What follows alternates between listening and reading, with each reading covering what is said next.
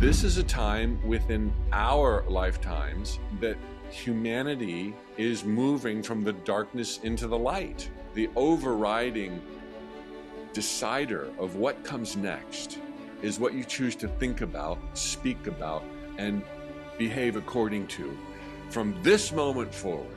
But if we want unity consciousness and we want to become one, the fastest and best way is to realize we're going to give it to ourselves, and it's up to us to decide what we want. You can still ask and receive, but it's better to give thanks and receive.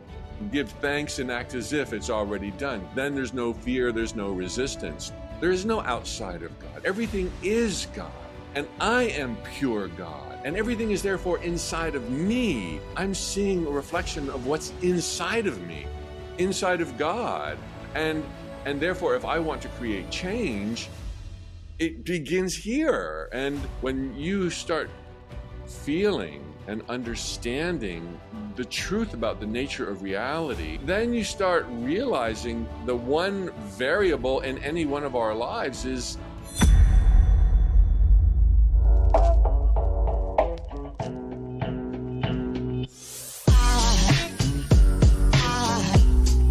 aside from my soul. Today's podcast is with Mike Dooley. He was in The Secret. He has been teaching people how to manifest abundance for over 30 years. This is an extremely practical conversation and yet an incredibly inspiring conversation. Hold your horses. If you're ready to manifest some abundance in your life, this is the conversation for you. Hey there, inspired spirits. At the time of this recording, only 94% of you that are actually returning to watch a second or a third or a fourth video here on the Inspired Evolution podcast are actually subscribed. I can't tell you how much it genuinely helps everything we're trying to achieve with promoting positivity in the world through your subscription. Every time you hit subscribe, it helps us grow the platform. It lets guests that want to come onto the show know that, it is worth their time to take the time out to carve out a conversation like the ones that you're enjoying here on the Inspired Evolution podcast. My personal commitment to you is, as the show grows, more and more quality, more and more conversations, richer and richer things will flow around here. That is my absolute commitment to you. To be completely transparent, as we grow and when we finally get to that 100,000 subscriber mark, currently we do 2 episodes a week. I'm looking forward to getting us to about 3 episodes a week so we can really keep the juju going and flowing at an even greater level. And all of that is enabled by you taking the time to hit subscribe, hit that bell notification. So if you can, please take a moment, come on, take 1 quick sec, hit subscribe and hit that bell notification icon. It helps so much more than I can say. Thank you so much.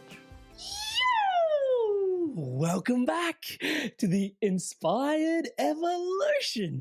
And we have with us, inspiring our evolution, oh my God, from all the corners of the universe, we have with us Mike Dooley. Mike, how are you there, sir? honored to be here, Amrit. Oh my God, the honor is totally ours. For those tuning into Mike for the first time, he's a mastermind in the world of personal development and the creative force behind the Universe Talks, TUT. We'll talk more about this. And as a New York Times bestselling author and speaker, he's transformed the lives of millions with his empowering message, which fundamentally is to remind us that our thoughts shape our reality. His work, from the inspirational notes of the universe to his pivotal books, have challenged not only for us to think bigger, but to actively pursue the life of our dreams. He does this with a great sense of humor. If you haven't checked out his YouTube channel, I highly recommend you do this. And there's also a lot of sage practical advice there. And yeah, it's all about being able to navigate life possibilities. But Mike, there was a point in your journey, and I'm looking at it, the particular point in 1999, ticking over to 2000, where it didn't feel like it was a world of possibilities for you. Can you describe this transformative point in time? What was going on? Can you bring us into the moment with you there, please? Yeah, it was my dark night of the soul.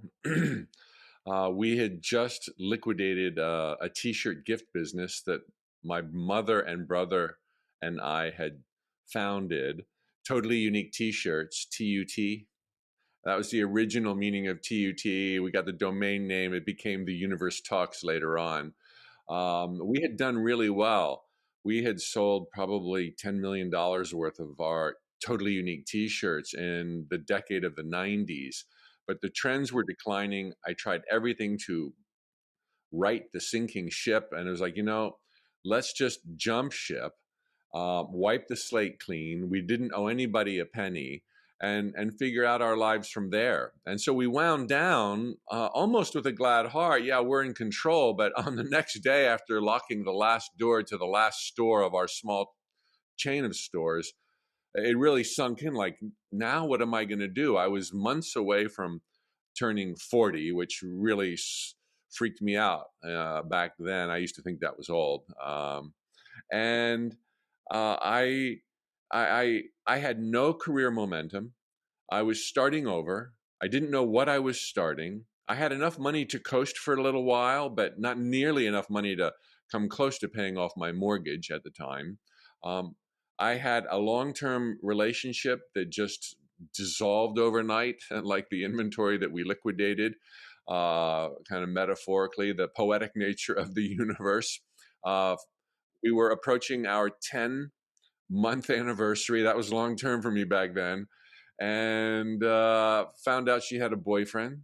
I thought I was her boyfriend. It was very complicated, and I was nauseous every day for weeks and weeks and weeks. And I remember thinking, how did this happen to me of all people? I had pretty high regard for myself and my handle on reality. And I knew that thoughts become things, and I am a divine creator, and all things are possible.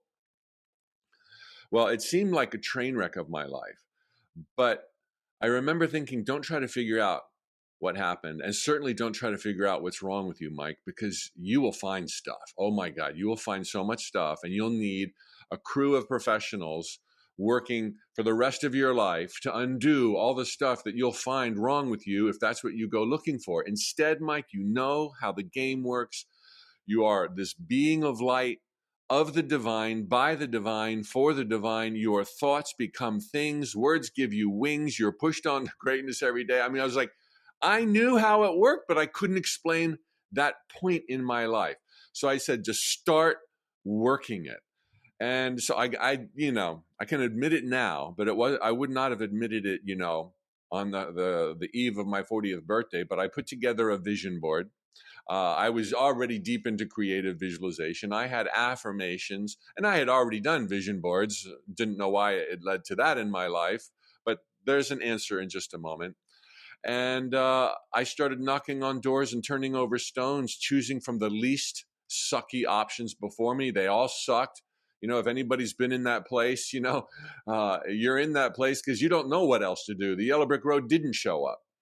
And while it seemed like nothing happened, as the months peeled by, I started sending out this email of encouragement that I wanted to receive that evolved almost a year later into Notes from the Universe, a free email. And I started creating an audio program, Infinite Possibilities, The Art of Living Your Dreams, selling it as an audio subscription every month. That was my one viable product. I joined Toastmasters to deal with my fear of speaking in public, because I found as I went down these sucky roads that I really liked writing. I really liked being reminded of the truth. I knew that there was a light at the end of the tunnel if I could only find my tunnel. And in that audio program, Infinite Possibilities, to give myself credibility to my small subscriber base, hey, if they knew where I was at the time, they wouldn't have signed up. But I started to share some of my earlier life success stories with manifesting. I had a scrapbook out of college. I was unemployed. I put a picture of Hong Kong Island in it. And 2 years later, I'm sitting in Kowloon, Hong Kong at the Regent Hotel. And there's like the exact view that I had put in my scrapbook, finally employed. But when I started telling those stories for the first hour of Infinite Possibilities, I was overcome again with like self-doubt. It's like, man, your stories are old, Mike. They're like 10 or 15, almost 20 years old. And a voice in my head said, you're living your greatest story right now. And I remember thinking, yeah, I am. I'm living my greatest story right now. Like that would be cool. That would be cool. But I kept at it. And the next thing the notes were blowing up because I had transitioned from writing from Mike, which was never that popular for my subscribers, to writing as the universe, with a little tongue in cheek, a little bit of humor, as you shared. And then the speaking invitations started coming in. My first gig was Amsterdam, for a Florida guy, that was pretty cool. Then London, I'm like, gee, I was getting booked overseas, but not domestically. And then the audio program came off fantastically. It was being sold literally all over the internet, back in the heyday. And then a couple of years into it, I look back over my shoulder to figure out the train wreck, because I thought I was doing it all right. How did it all come apart?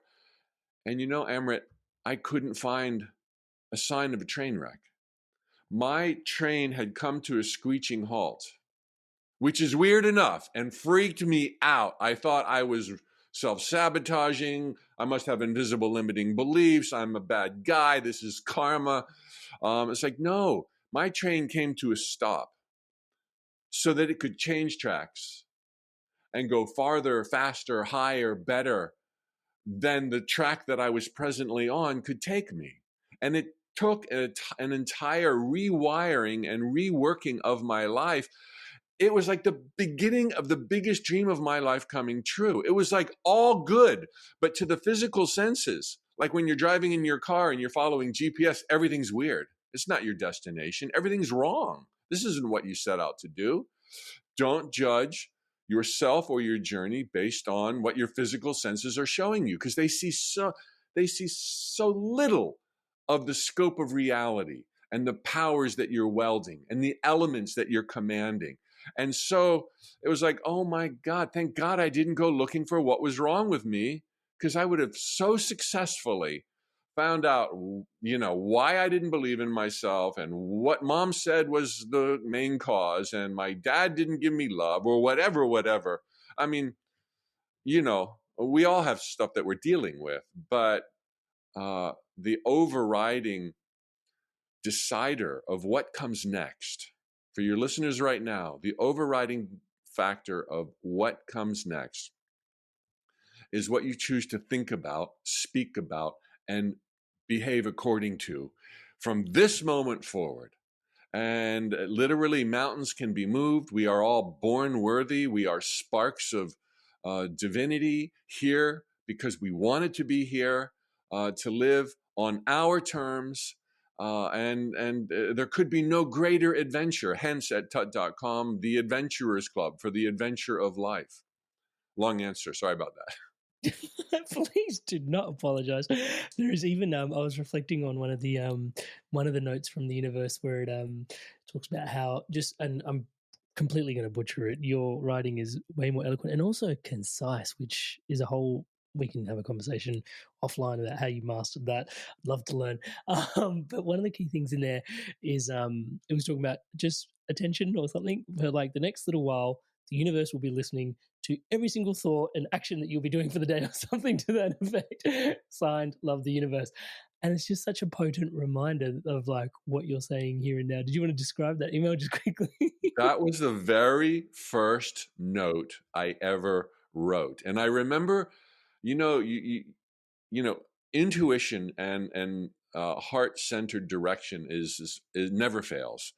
But as I was writing as Mike, week after week, month after month, almost for a year, I kind of felt overwhelmingly like I could say more and it would be far more impactful if it wasn't signed Mike. Like, who's Mike? They don't even know who Mike is. And I wanted to write as the universe. And by that time, Neil Donald Walsh had already been published and those blockbuster phenomenons, Conversations with God, and I don't know if I was influenced by that or not. I was certainly a fan of his, and I thought, if I signed these as the universe, and I thought that's arrogant, that's presumptuous. Who do you think you are to write as the universe, given where your life is? And then one day, it was a Friday, I just kind of had this pull, this leaning, and I wrote, because I've recited it so many times because it's the very first one of many, many thousands. Your attention, please. Your attention, please. This is the universe. And of course, in the real emails, your name is in there somewhere. So your attention, Mike, your attention, Amrit. This is the universe. And today I will be recording your every thought and emotion. No matter how generous or stingy, no matter how helpful or hurtful, no matter how blah, blah, blah, a couple of other little stanzas like that. And in the very near future, I will be playing back everything I record as a manifestation in your life. Thank you. That is all. And it made me laugh when I wrote that little, and I thought, oh, this is kind of cute, and that's not too arrogant. I think people can tolerate that. So I sent it out, and immediately people responded where they were never responding before, and even then I was dense. My logical brain was like, well, you can't overdo that, and you're not going to come up with another one. And so I only wrote a note from the universe on a Friday, whereas emails from Mike, who's he, Monday through Thursday. And I did that for like 4 or 5 months. I would only do a note from the universe on Fridays. And then it was like, the notes are so much more fun. They always get a response, and it's not fun to write as Mike. And so I just switched it.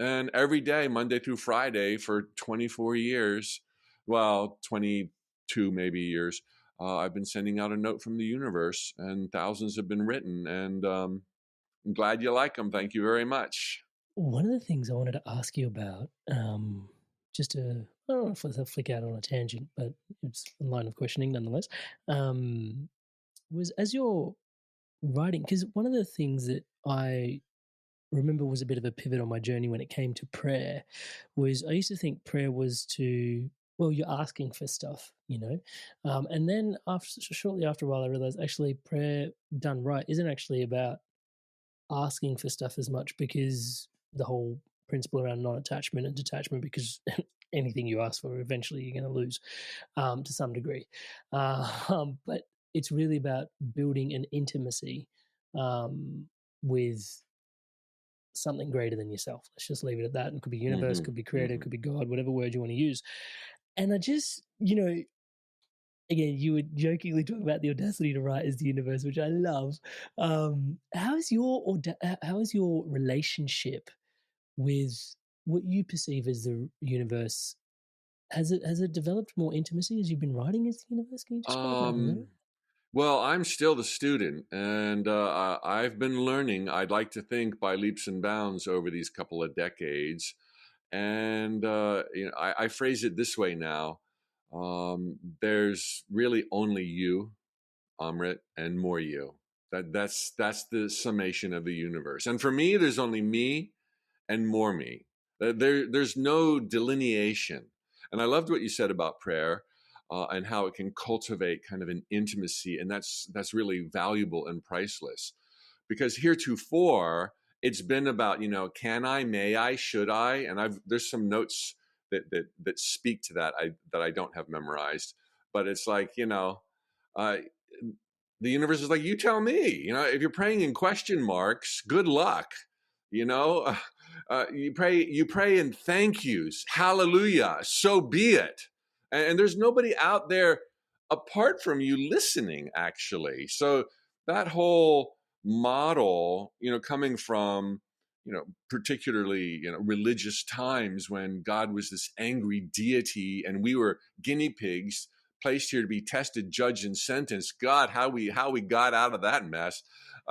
Many are still thinking that that's the case, but coming from that place, well, dear God, please may I, makes some sense. But it was based on a false premise that you're here and God's there and that God judges and decides what happens in your life. Rubbish, baloney. It's never been the case. We are who God most wanted to be and who God still is on the razor's edge of reality creation, with the chosen element being, the elephant in the room, that we voluntarily forgot who we are and our choice in being here and our choice in being who we are And, that's the fall from grace. And there's a lot of metaphors, half right, half wrong. Um, but nevertheless, this is the name of the game. And it sure adds to the romance and the adventure and the highs and lows and wants and don't wants. And all, all of a sudden desire's born because we believe in separation. And that's not a terrible thing. But if we want unity consciousness and we want to become one, the fastest and best way is to realize we're going to give it to ourselves, and it's up to us to decide what we want. And yeah, we better be careful about what we ask for. Ask for is not the best way, but there's so much wiggle room given our divine heritage. You can still ask and receive, but it's better to give thanks and receive. Give thanks and act as if it's already done. Give thanks and detach. Be happy in the waiting. Be happy as if it might never show up. And that just greases the wheels so that it will show up that much faster, because then there's no fear, there's no resistance. So my relationship with the divine, and this was kind of a lightning bolt moment for me. This past summer, I was sitting looking at the Bay of Manzanillo in Mexico, where we have a home. And I was just kind of contemplating, the nature that it is all the divine, and that we don't really play out our lives in the palm of God's hand, which I used to often say. It's more accurate to say in the heart of God, but even that creates a little bit of separation, because everything is inside of God. There is no outside of God. Everything is God. And I am pure God, and everything is therefore inside of me. And the lightning bolt moment came kind of like when I look out at the world or at my monitor and see anything, birds and woods and water, it's like I'm seeing a reflection of what's inside of me, inside of God. And therefore, if I want to create change, it begins here. And I had this amazing moment with Sarah Landon. I don't know if you know of her. She channels the council.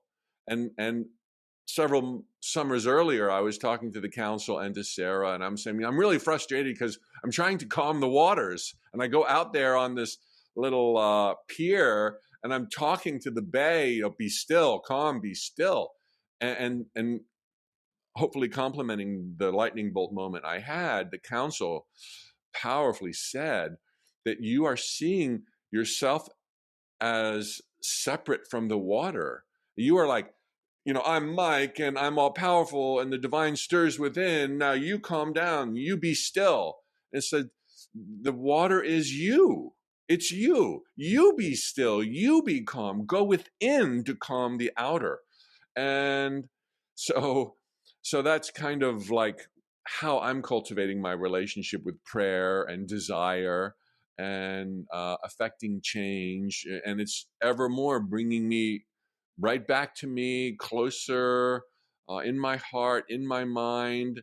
And of course, there's layers, Amrit. It's not just our surface thoughts. Usually those are in words, which are so incredibly limiting.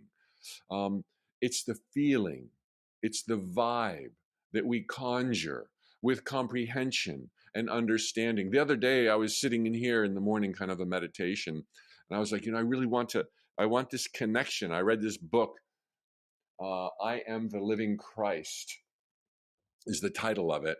And it's like channeled work on the life and times of Jesus from being a child onward. It's very, very brief booklet. And it said that, Jesus often didn't go out with the kids and would stay secluded and communicate with his Father, which is his word for higher self. And so I'm like, okay, I'm game. I'm down. I want to communicate. And a funny realization, when you go there anywhere with questions and you bring it here, answers start coming, notes from the universe start coming, things like that. It's amazing. So it's like I realized that my kind of expectation was that, I was like, I'm here, Mike. You got my attention. Yo, dude, what's up? Let's have a relationship. Mike. Yeah, exactly. And it's like, you know what? It dawned on me that it's going to be a different frequency. We hear that word all the time these days, a different vibration. And it's not going to necessarily, unless he really needs to humor me, just a placeholder. It's going to be feelings, and it's going to be feeling tones, and it's going to be a knowingness, or it's going to be an opening. It's like, oh, totally change how I feel like I will be communicating with my higher self, with all that is, in a brand new way, and more profound, more fulfilling, more complete, like spontaneous illuminations. Like, so stemming from your talk on prayer, which I quite liked. Hey, your Inspired Tribe. I want to take a quick sec. I wanted to share something today with you that is really dear to my heart. And it's actually what keeps the entire ecosystem around the Inspired Evolution thriving, my one-on-one coaching. So it's basically coaching that helps you live a spiritually aligned life. I coach people from all different types of walks of life. That these people are leaders and they're looking to have an incredible spiritual impact in the lives that they're leading for themselves, and then also lead in alignment to their values. Now, you don't have to take my word for it. Here's a few people that have also transformed through my coaching, and here's what they have to say. Amrit is a fantastic coach. In a few sessions, he got to a depth that I'd only experienced before working with certain medicines. He's gone through a lot of the struggles that you're probably facing. Then my corporate banking job wasn't really doing it. You feel like you're not making progress towards your goals. And Amrit's been a really strong, supportive figure in my journey. I'm more in control of myself. I'm kinder to myself. I actually have that vision and a purpose. I do feel like I'm a better version of myself already. Amazing energy. He was easy to talk to, which made me easy to trust him. Working with Amrit at 9 o'clock on a Saturday morning, and really I was bouncing out of bed. Whenever I get off the calls with Amrit, best money we've ever spent. I would not recommend him because I don't want everyone to know about him and then I won't be able to book him. If he gets too busy, I won't get my turn. I would say absolutely. There's no way you can work with Amrit for a period of time without being transformed. So if you're considering him as a coach, do not hesitate, because you won't be disappointed. As you guys can see, there's a lot of people all over the world from all these different corners experiencing incredible transformations. I don't think, if I can say humbly myself, that there is anything quite like this somewhere else online. Most people that, have channels that, grow and grow and grow don't really focus on one-to-one offerings. I have just found that it is the most profound space where you can bring yourself in a private container and really just share what's going on for yourself. And if you want to book in for that call with me, touch base, it's www.amrit.coach/life. That's www.amrit.coach/life. There is a link in the show notes below to book in that call. And yeah, if you want to take your journey further, if you want to dive in deeper, and you really want to live a spiritually aligned life, if it's for you, please do check it out. And without too much further ado, once again, for your spirit, for yourself, today's podcast. And to drill down from above where we are now to, I guess, some nuts and bolts of how our thoughts create our reality and how to manifest things. There's a few things you've touched in there already. I know there's more. But one of the first things being future-oriented thoughts as if they'd already happened, like giving prayer as thanks. I think if you can expand upon that, because you've described it, I don't want to say passingly, but somewhat passing, but I think it deserves us drilling down and sort of you describing that for our audience inside out, so we can actually understand why that's so important. And then I'm going to ask two questions at once, giving you sort of, and that's probably the worst thing to do as an interviewer, but also the second piece being, because it aligns up right after to answer, also the importance of the emotional state when you're trying to manifest, because yeah, you can have positively geared thoughts, but then if your emotions aren't necessarily in alignment, and then, it probably still works to some degree, but how you can like throw gasoline on the fire, I guess, and then any other bits of gasoline we can throw on the fire. Welcome for you to share the nuts and bolts and the mechanics of all of that. Yeah. Good stuff. Okay. So this is what I am most suited to talk about, I feel like, and it's so worked in my life, living deliberately, humble, creating yes, please consciously. Continue. Sorry. Thoughts become things. So the gratitude angle. Gratitude is powerful because it carries this energy, this sentiment, this frequency, this emotion of I have received. That's what gratitude is. You don't say that. That's what you say. Thank you, Mikey. Because somebody gave you something. So the way it works, given that what we think about, we bring about, and that our thoughts become things. If we're focusing on, the void or the desire, praying with question marks, there's a tendency to reinforce the absence of what we want in our life, which can push it away. There's so much wiggle room. Sometimes it'll work. We're so inclined to succeed. Because I just wanted to jump in there for a sec, because that was a profound realization that I got coming across your work, which was the way I describe it now to some of my coaching clients is, so let's just use a house for my family. I want house. I want house. I want house. If I'm putting that out as a frequency, if I start to expand that and look at it not from just my desire point of view, but also from like an external notes from the universe's point of view, Amrit wants house, wants house, wants house, wants house. He's just going to be wanting.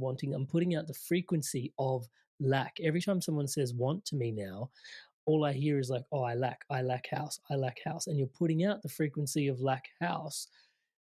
Potentially, you're more inclined to lack house than actually get house for said family, right? And that was a huge breakthrough that I got from your work.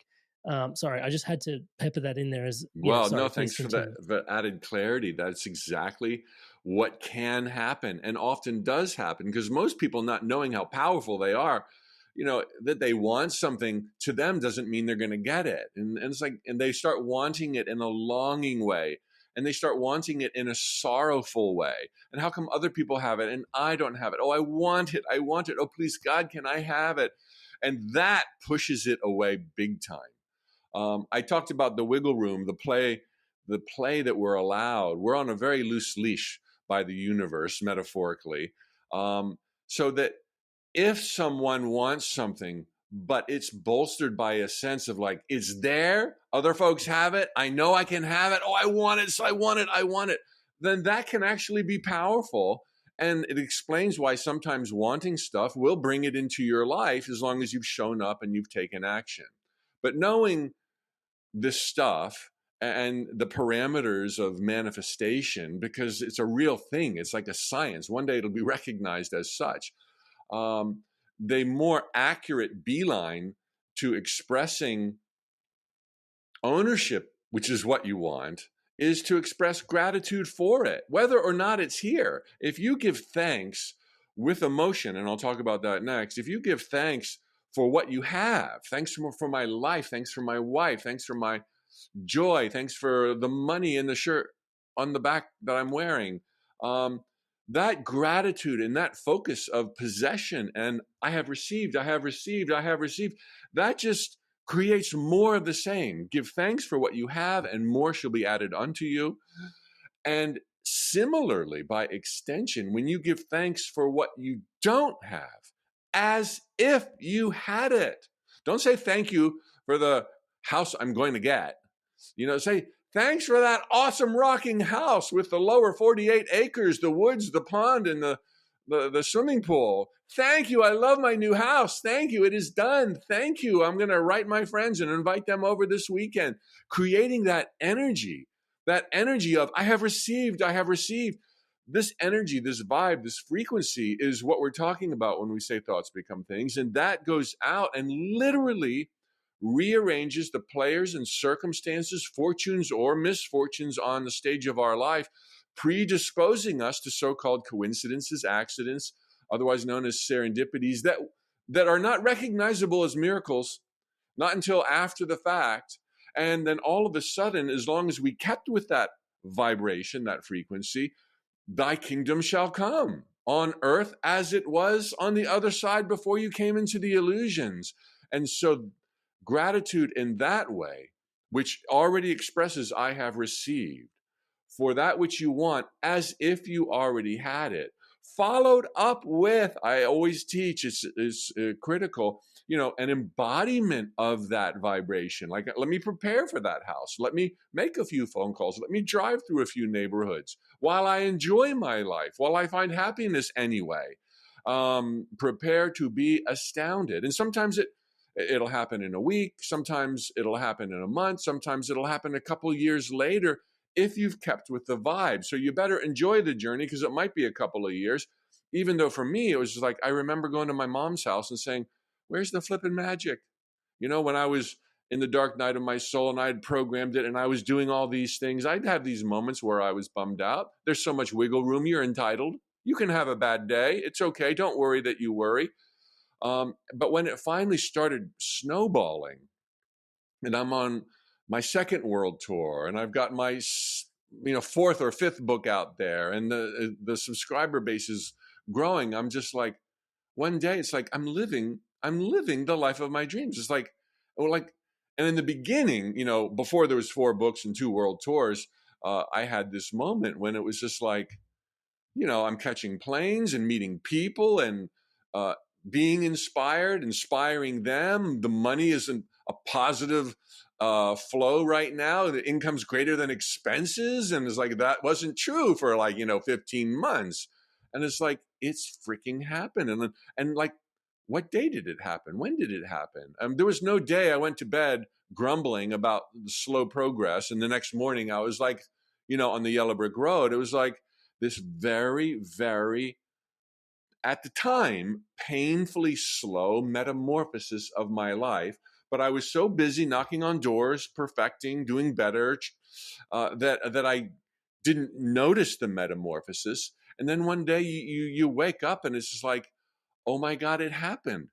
Even during that time that I was bummed out, a little bit negative, I thought, maybe it's not right. Maybe it's not me. Maybe I self-sabotage. I was at risk of quitting when in fact it was working full steam ahead. It just takes some time to transform every area of your life, which is where I was coming from at that point in my life. So, and then when it happens, it's so good, Amrit. It's like, oh, that didn't take long. That was fast. I would have waited 5 lifetimes, 20 lifetimes for how good and sweet it's gotten. It's amazing. And so hopefully some of that illustrates a lot of the points I've been making that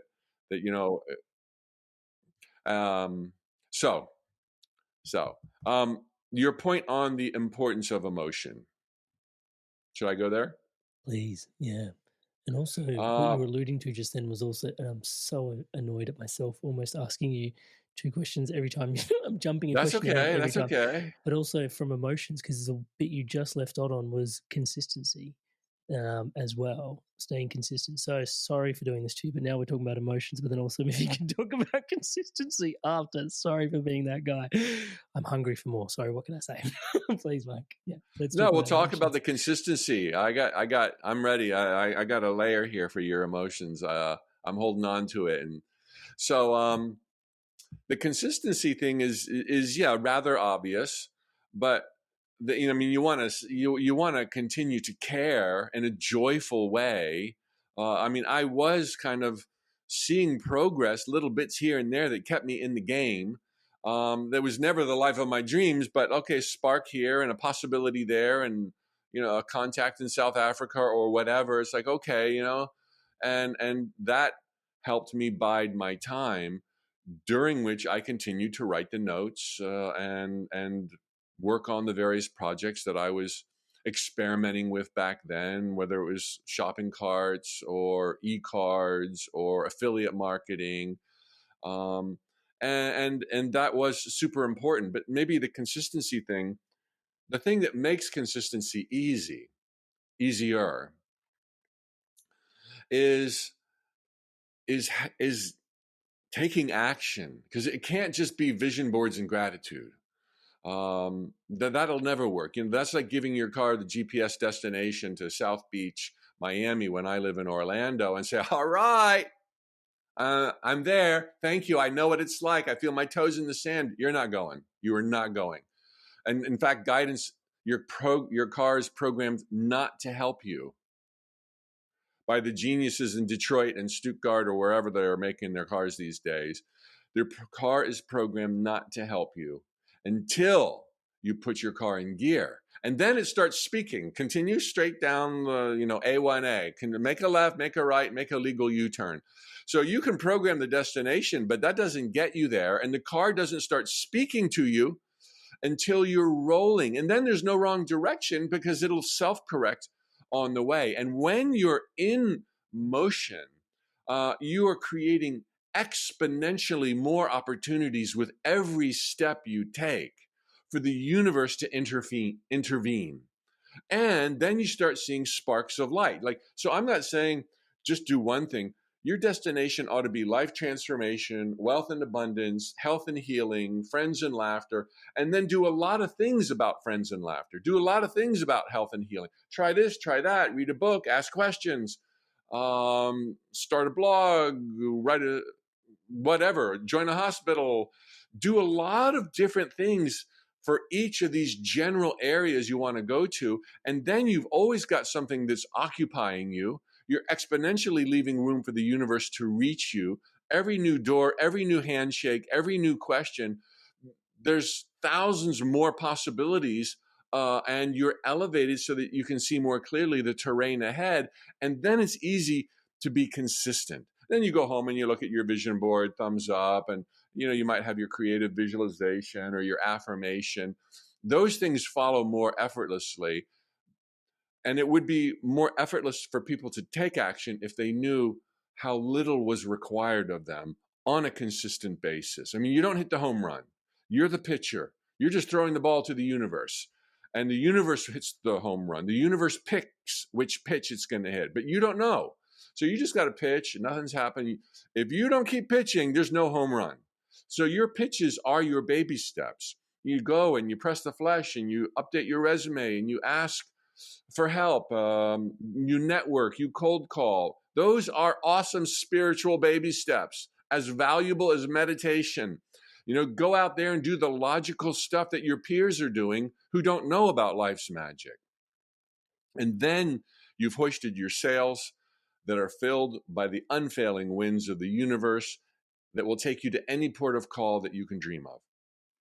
There's a little bit of, and correct me if I'm wrong, this is my awareness of it, and I'm happy to be corrected, but some people will say this, and I also feel that there's a healthy, and people probably won't use the word healthy, but there's a healthy level of delusion that's required when you're sort of prescribing like, hey, like it's already happened earlier, as you were saying, the gratitude piece.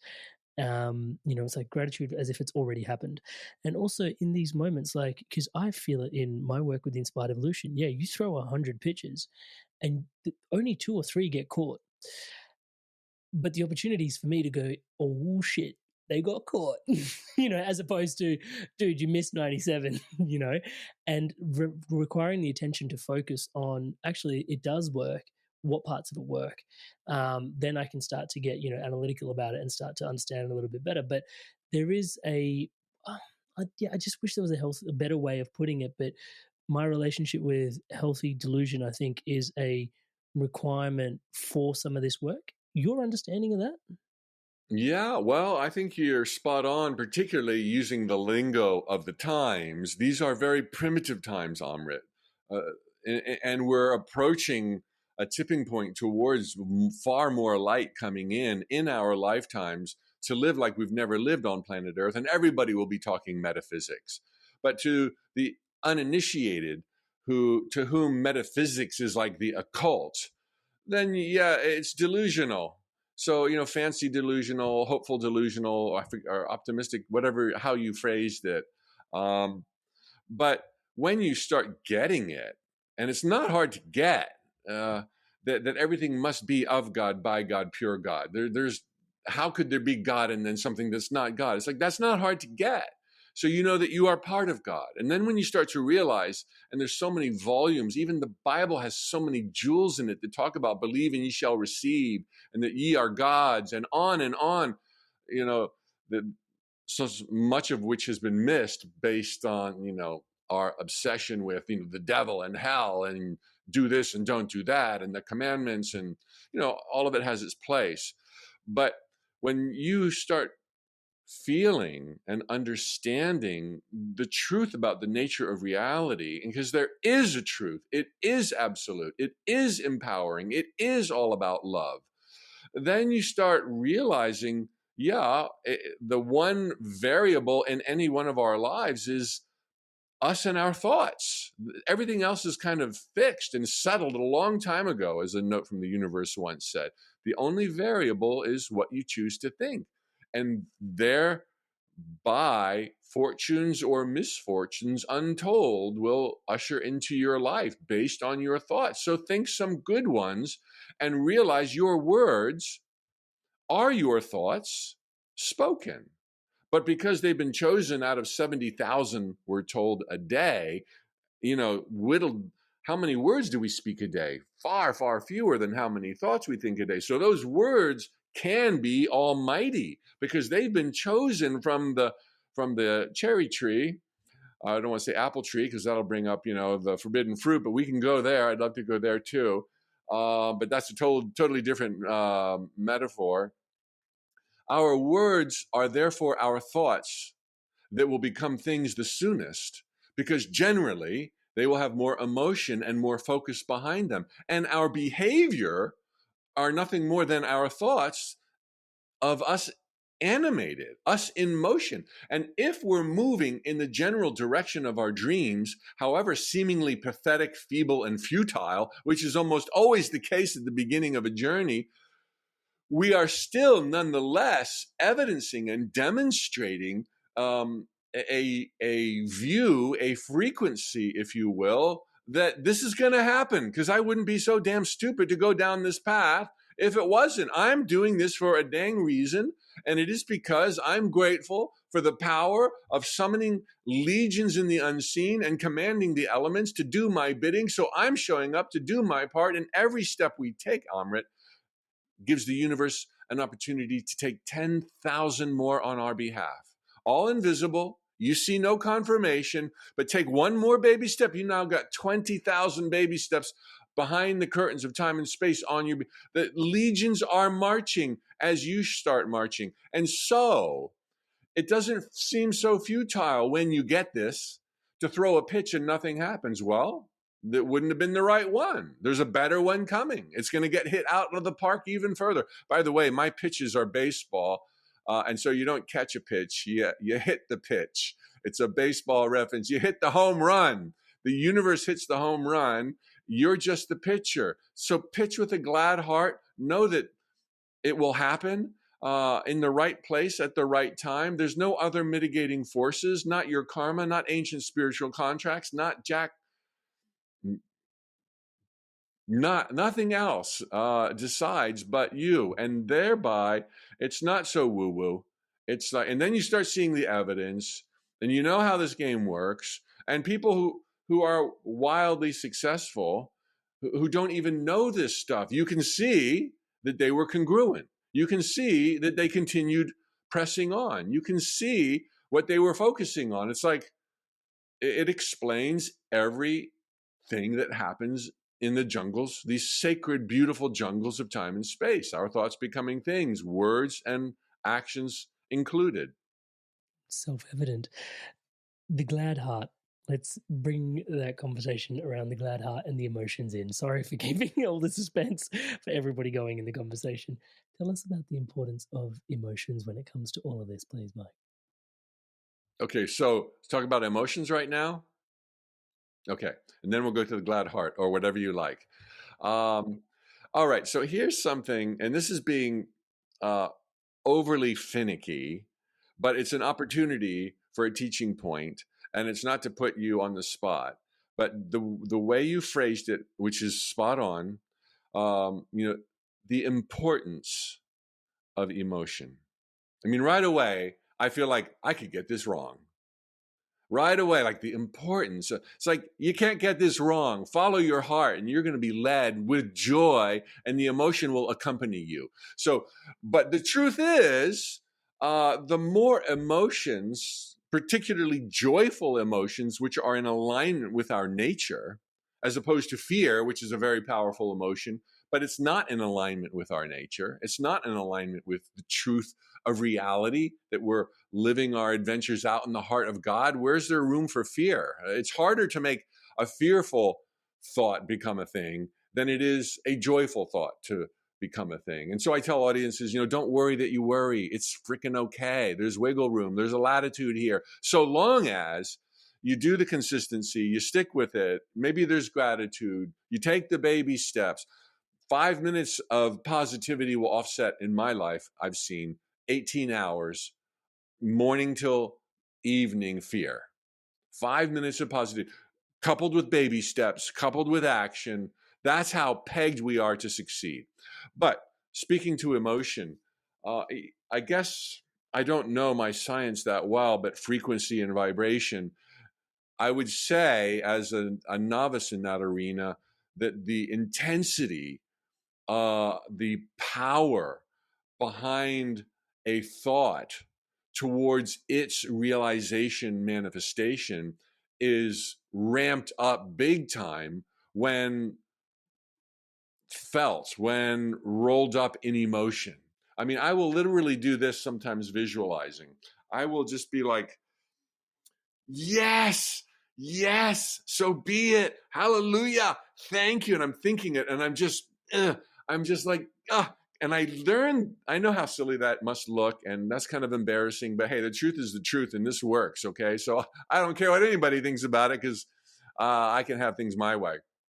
But through some really critical times in my life where there was lack or loneliness, being desperate and dateless, I joke, much of my adult life. Didn't get married till I was 50. Didn't become a dad till I was 53. Oh my gosh, best things ever.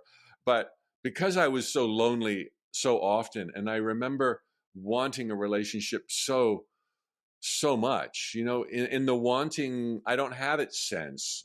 So I would cover that up with gratitude and a joyful feeling, but I would involuntarily, without intention, and only noticed it kind of in hindsight. There were times when I would just be like, oh, I just want it so bad. With a sense and a presumption that I can have it.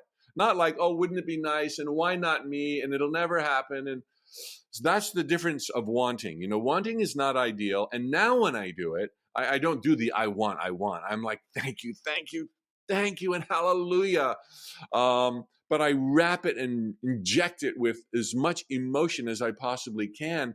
And the results back then, when it was unintentional, merely observed, were like, oh my God, like that is freaky crazy how quickly things transformed in my life. And so I've brought it with intention to other areas of my life. I've improved it by dropping the yearning and adding the gratitude. And it's one of my go-to methods for all things. And it's all about emotion. Let's call it this, because it's so valuable, rather than saying it's important. Because I feel like I could get that wrong. Now there's another technique here, another thing I could, should, must do if I want to transform my life. And this is really important. Thank you for correcting that nuance. I think it's highly important, especially because in these dimensions, let's just call it that for need of a better word, the subtleties really matter. The subtleties really matter. They make all the difference, as you're just describing. So thank you for correcting me as well. I really appreciate that. It's not a correction. It's just, no, it's definitely a nudge in the right direction. When I'm sitting there and I'm doing it, it's gonna be sitting in the back of my mind. It's like, oh yeah, that's right. You can't fuck it up. Sorry, pardon my French. So don't bring that frequency of I better not. Just relax, go with it. Glad heart. So a big part of what we've been discussing thus far is energy flows where attention goes. And you mentioned even just 5 minutes of that a day can, offset 18 hours in your experience of like all the worries in the world almost. And I think that's really important to remember.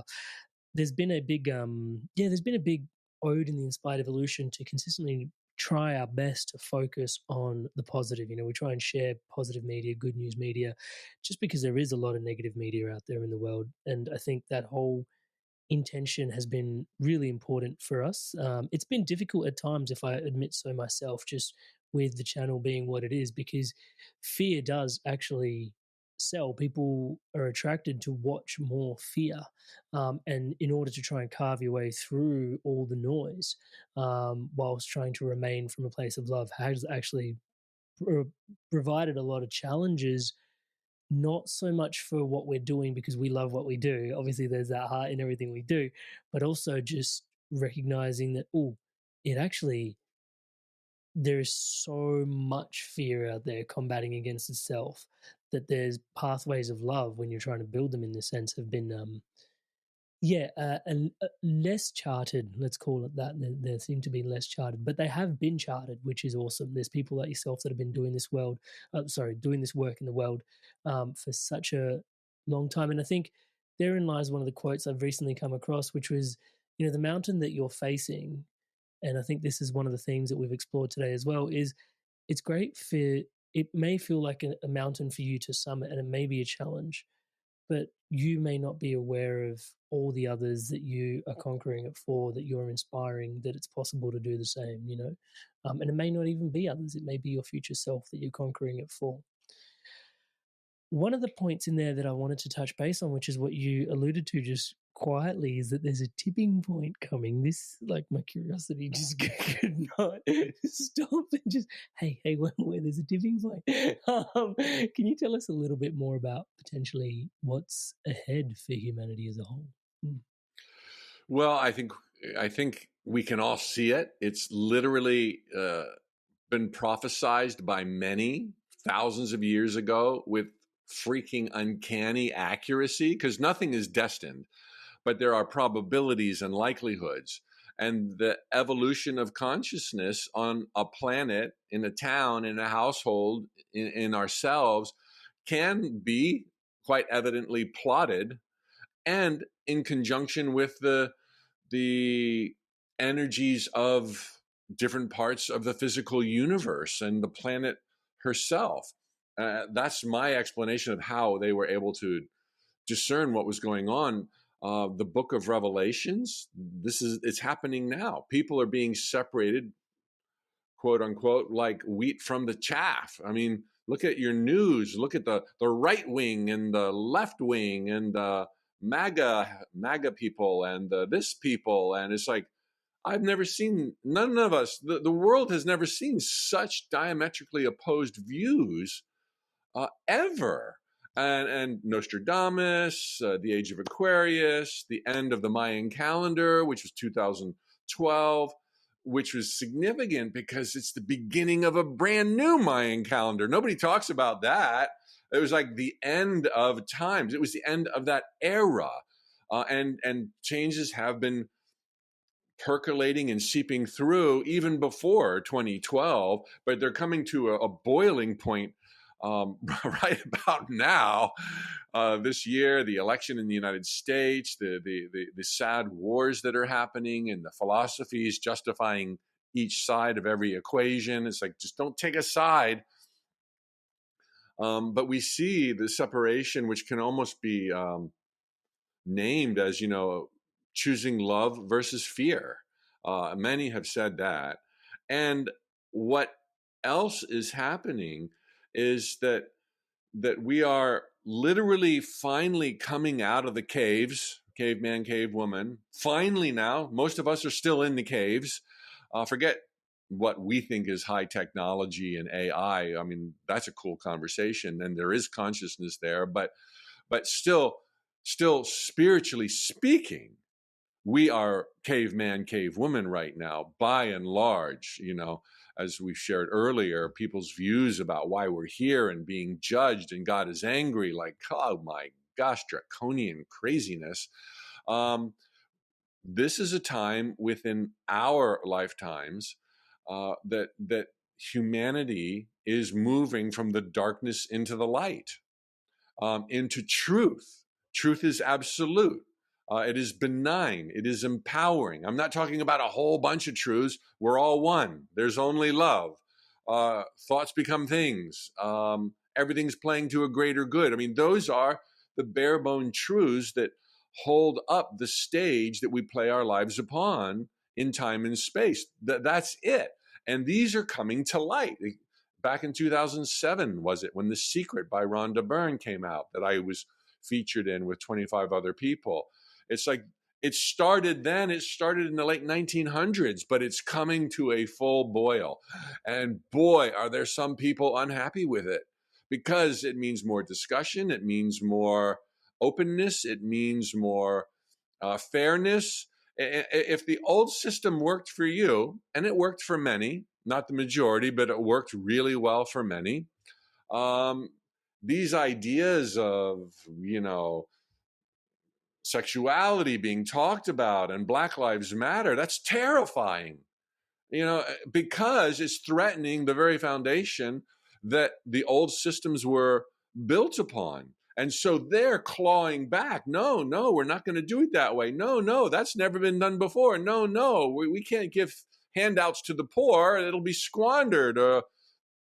But other folks, particularly the younger generation, and bless these students and universities and high schools. I mean, boy, are they waking up and seeing things that the older, wiser generation aren't seeing, and they're wanting discussion. They're wanting openness. They're seeing perspectives that have been there all along that no one has chosen, by and large, heretofore.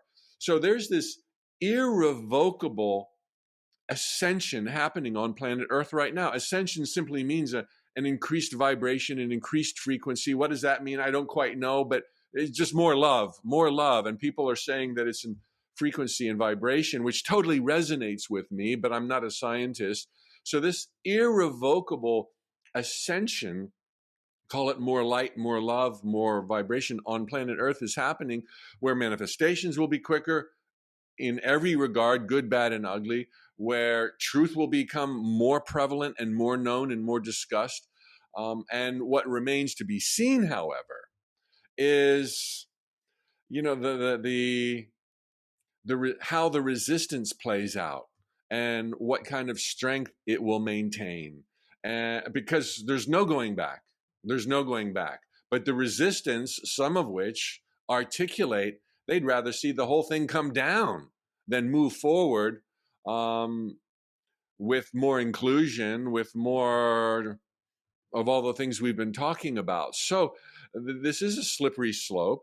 You could say it's a perilous time, but it's also brimming with possibilities for cooperation like we've never seen it amongst individuals, amongst nations, prosperity like we've never imagined it, full bellies and clean water, which has never been the case on planet Earth. I mean, this is all on the cusp.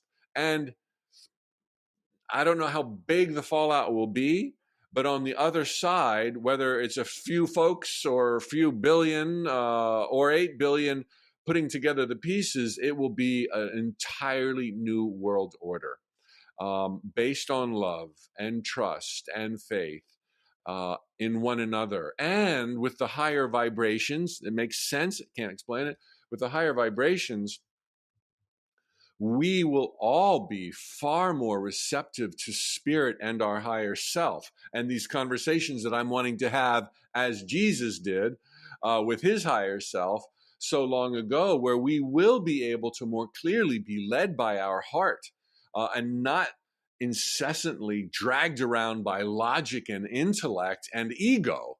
And suddenly our focal point will be spirit. The spirit that moves within me is the same as you. The God that pours through my eyes right now is the same as the God that pours through your eyes. These are all metaphors, not trying to create separation here, but far more accurate metaphors than what we've used so far. So we are on the cusp of unimaginable good times, but there is fear. It is rampant. So programs like yours are shining the light into the world.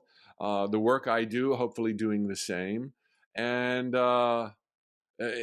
just fasten your seatbelts and love every minute, because it's unfolding perfectly. We are eternal beings. We can't get this wrong. It's a lot of drama, a lot of romance, and that's part of the allure. Just enjoy the heck out of it. It's going to be amazing. Hey, you're Inspired Tribe. I want to take a quick sec. I wanted to share something today with you that is really dear to my heart, and it's actually what keeps the entire ecosystem around the Inspired Evolution thriving, my one-on-one coaching.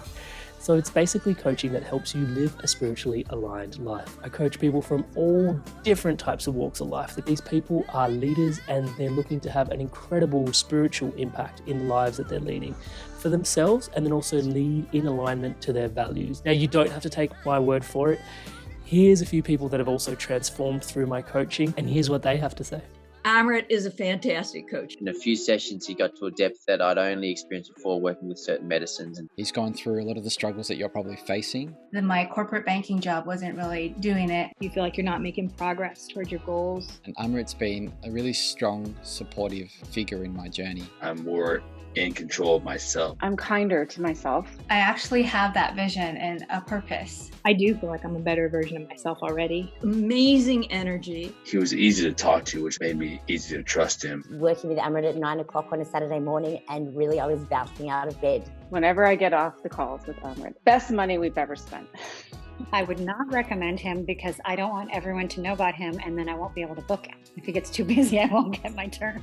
I would say absolutely. There's no way you can work with Amrit for a period of time without being transformed. So if you're considering him as a coach, do not hesitate, because you won't be disappointed. As you guys can see, there's a lot of people all over the world from all these different corners experiencing incredible transformations. I don't think, if I can say humbly myself, that there is anything quite like this somewhere else online. Most people that, have channels that, grow and grow and grow don't really focus on one-to-one offerings. I have just found that it is the most profound space where you can bring yourself in a private container and really just share what's going on for yourself. And if you want to book in for that call with me, touch base, it's www.amrit.coach/life. That's www.amrit.coach/life. There is a link in the show notes below to book in that call. And yeah, if you want to take your journey further, if you want to dive in deeper and you really want to live a spiritually aligned life, if it's for you, please do check it out. And without too much further ado, once again, for your spirit, for yourself, today's podcast. I've got one sneaky last little question is for those that are tuning into this. I think there's just one little stone left unturned, because there are some people, and you mentioned the forbidden fruit before, and maybe this is connected to it, maybe it's not, but the question is along the lines of the safety of desires. Some people, I'm leaning into, even there are schools of philosophy which are the highest desire is to be desireless, and yet it's okay that, we, in some other schools of thought we have that, our desire is God. It's like what we have, what we are seeking, it's seeking itself. It's, divine. So there seems to be, maybe they're not at odds, because maybe it's just the mind. I've noticed contradictions only actually live in human minds. But, there is some, are our desires safe is the question I want to ask you to unpack before I let you go. Yeah, well, being of God, by God, pure God, our instincts, our nature, our, water level is pure and of love and all about growth and expansion, joy and camaraderie. That is our nature. But emerging from millennia of fear and the belief in, evil spirits. You know what evil spirits were, according to Ken Carey? I just picked up this book again, The Third Millennium. It's mind-boggling. The original references to evil spirits were to, self-loathing, anger, resentment, jealousy. Those are the evil spirits. There's no evil spirits, period. There's no devil, period. What a silly, silly, silly idea.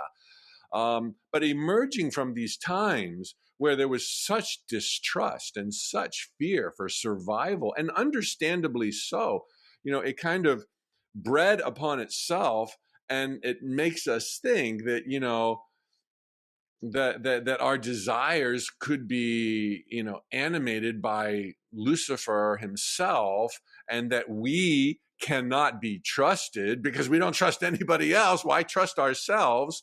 That's where all of that came from. So, and I read something somewhere else very simply, this is Conversations with God, book 4. I just read Awaken the Species, which is all about this awakening and the ascension and the light, people know right from wrong. People do, like it or not. People know. And right, what's right? Isn't that a judgment call? What's wrong? My right might be your wrong. It's like, we know, okay? Words fail when applied to truth. They're going to slip and slide all over the place. But, when people do something underhanded, let's say, conniving, dishonest, they know it. And they know that it's not right. And they have their rationale and their reasons. And it was done to them by the person they're doing it to. And this is just payback or whatever.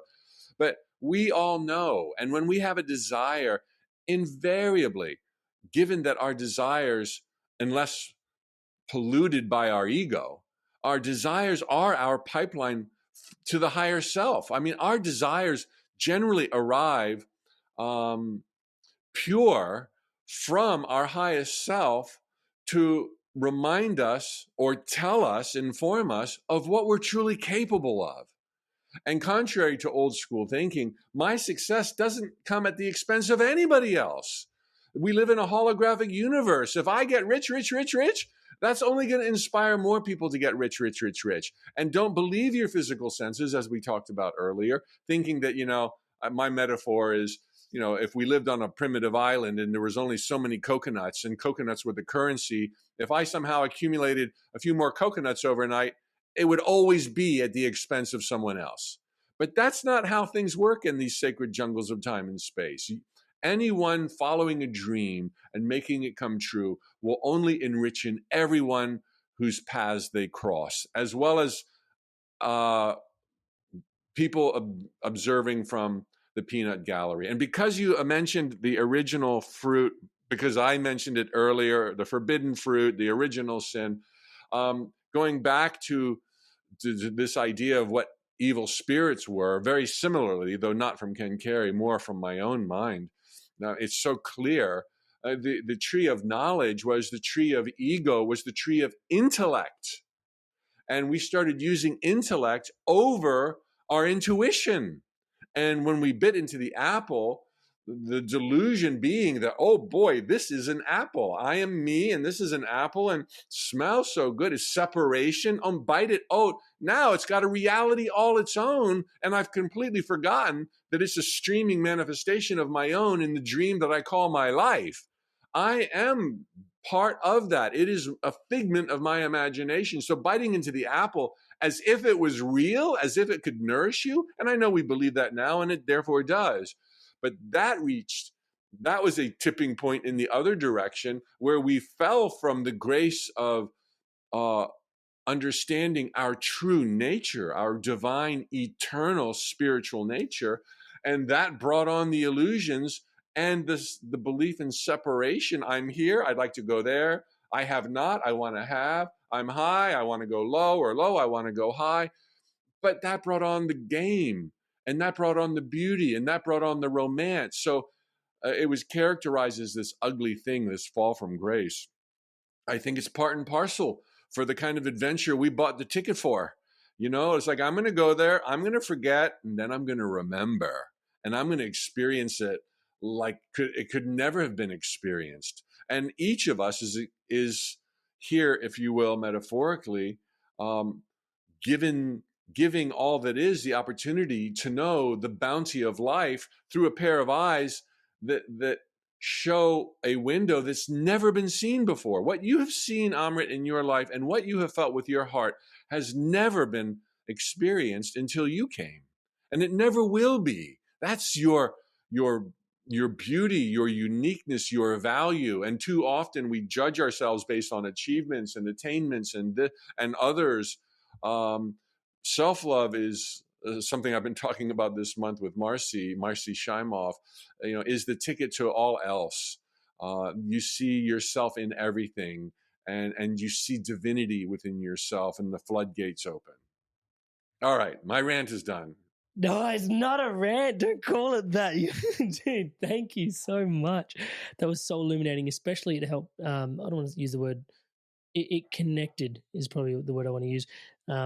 Just my awareness, because even following what happened to you in 1999, and as we tipped over into the year 2000, there was so much for your senses, your five senses, to sort of feel like so much contraction. And yet what you just described was, as the dissociation from the fruit, like the intellect and the knowledge and the five sensory reality that we live in, as opposed to the intuitive truth of what is.